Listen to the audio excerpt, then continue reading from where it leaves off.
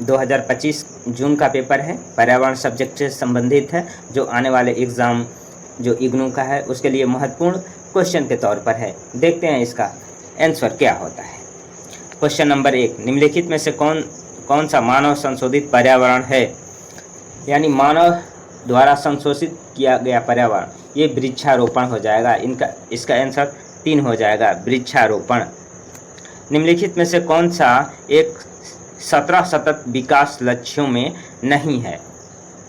जो 17 विकास लक्ष्य रखे गए हैं उसमें से आंसर में दिए गए कौन नहीं है?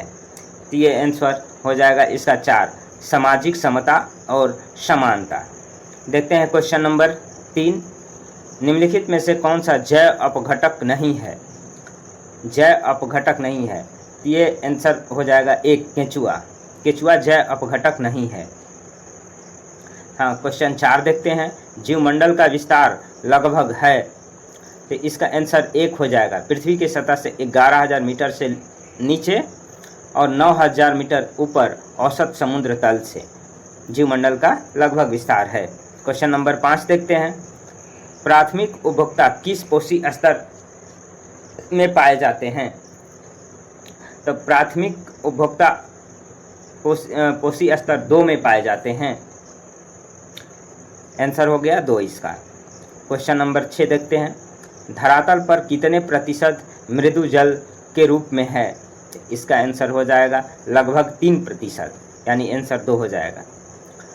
अपर्दन खाद्य श्रृंखला की शुरुआत होती है।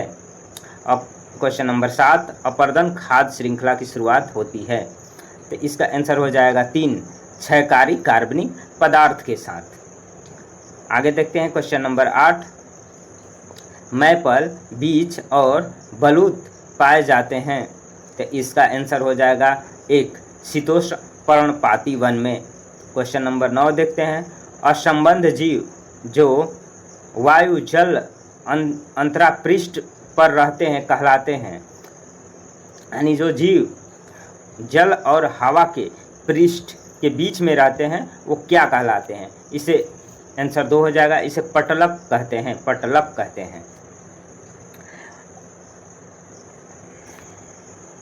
क्वेश्चन नंबर 10 देखते हैं, निम्नलिखित में से कौन सा सरोपरितंत्र का भाग नहीं है? परितंत्र का भाग नहीं है, आंसर 4 हो जाएगा, नदी। निम्नलिखित में से कौन सी प्रक्रिया ठोस जल से सीधे जलवाष्प में परिवर्तित हो जाती है? इसे ऊर्ध्वपातन कहते हैं, जो सीधा ठोस से जलवाष्प में परिवर्तित हो जाती है।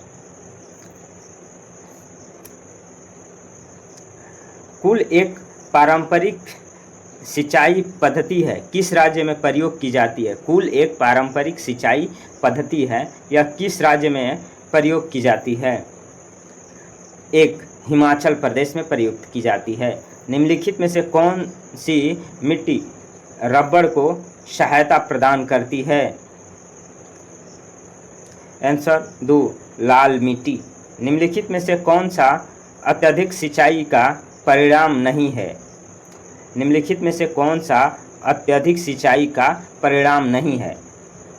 मिट्टी में जलभराव, उत्पादकता नुकसान पूरी तरह या थोड़ी तरह से, लवणता और क्षारीयता में वृद्धि, मूलतः उत्पादन वृद्धि।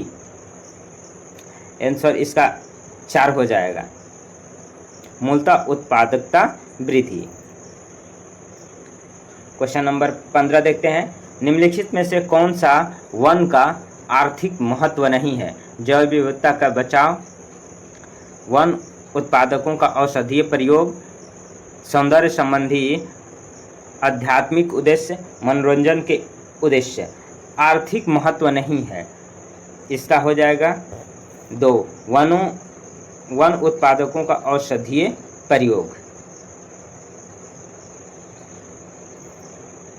क्वेश्चन नंबर 16 देखते हैं, निम्नलिखित में से कौन सा वनोन्मूलन का कारण नहीं है?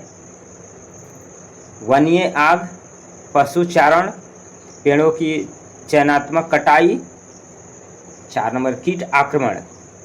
इसका आंसर हो जाएगा पेड़ों की चयनात्मक कटाई।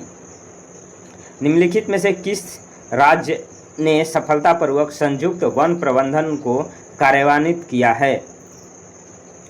ये आंसर हो जाएगा 1 पश्चिम बंगाल। अब क्वेश्चन नंबर 18 देखते हैं। निम्नलिखित में से कौन सा संख्या की दृष्टि से पृथ्वी पर सबसे प्रचुर मात्रा में पाए जाने वाले जीव रूप हैं? क्वेश्चन नंबर 18, निम्नलिखित में से कौन सा संख्या की दृष्टि पर पृथ्वी पर सबसे प्रचुर मात्रा में पाए जाने वाले जीव रूपक हैं? ये आंसर हो जाएगा 4 कीट और सूक्ष्म जीव। ये क्वेश्चन नंबर देखते हैं 19, ट्रांस हिमालय निम्नलिखित में से किस भौगोलिक क्षेत्र में पाया जाता है? ट्रांस हिमालय, लद्दाख क्षेत्र को ट्रांस हिमालय कहते हैं। 20 देखते हैं क्वेश्चन, निम्नलिखित में से कौन सा जैव भौगोलिक क्षेत्र में भारत में अधिकतम पाया जाता है? निम्नलिखित में से कौन सा जैव भौगोलिक क्षेत्र भारत में अधिकतम पाया जाता है? पश्चिमी घाट, दक्कन का प्रायद्वीप, भारतीय मृगस्थल,